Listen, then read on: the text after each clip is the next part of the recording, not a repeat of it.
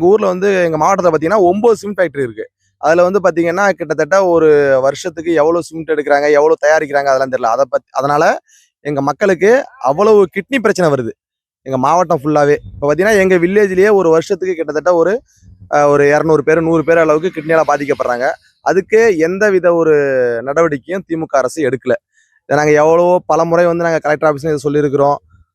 நாங்கள் இந்த மனு கொடுங்க, அது கொடுங்க, இந்த ஸ்டாலின் மனு, அந்த மனு, இந்த மனு என்னென்னவோ சொல்கிறாங்க, அதெல்லாம் கொடுத்துருக்குறோம். ஆனால் அதுக்கான நடவடிக்கை எதுவுமே எடுக்கல எங்களுக்கு. அது மெயின் விஷயம் என்னன்னு சொன்னீங்கன்னா, அந்த கிட்னி பிரச்சனைக்கு தண்ணியை வந்து ஆய்வு பண்ணி, இந்த மாதிரி நீங்கள் இந்த தண்ணியை அருந்துங்க அப்படின்னு ஒரு கவர்மெண்ட் ஏதாவது எங்களுக்கு சப்போர்ட் பண்ணால் நல்லாயிருக்கும். எங்கள் கூட பிறந்தவங்க, எங்கள் அப்பா அம்மா இந்த மாதிரி அவங்கெல்லாம் இழந்துகிட்டு இருக்கோம் நாங்கள் அந்த கிட்னி பிரச்சனையால். எங்கள் மாவட்டத்தில் எல்லா மாநிலத்திலையும் அனைத்து இந்தியாவிலையும் இந்த சிமெண்ட்டை உபயோகப்படுத்துறதுக்கு எங்கள் மாவட்டத்தில் உள்ள மக்களை நாங்கள் இழந்துகிட்டு இருக்கோம். இதுக்கு திமுக அரசு எந்த நடவடிக்கையும் எடுக்கல. இதை வீட்டுக்கு அனுப்புனா மட்டும்தான், மாற்று அரசியலுங்க வந்தால் மட்டும்தான் இதுக்கான நடவடிக்கை ஏதாவது எடுக்கப்படும் அப்படின்னு நாங்கள் நம்புகிறோம்.